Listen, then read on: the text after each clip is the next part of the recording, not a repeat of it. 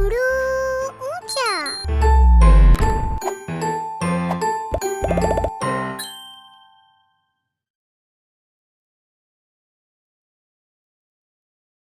Have you seen anybody in this uniform?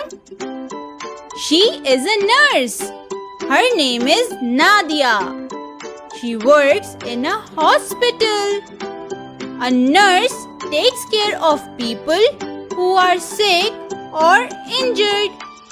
A nurse works with doctors. She gives them medicine and change bandages. If you want to become a nurse, you must be a very caring and helpful person. Nurse. Nadia, the nurse. Today, we are going to learn the sound of the letter N. Say with me.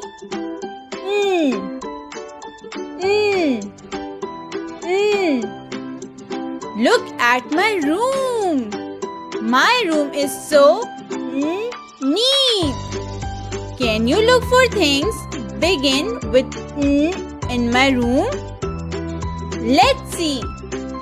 Look at this shelf. Newspaper. My dad reads newspaper every morning.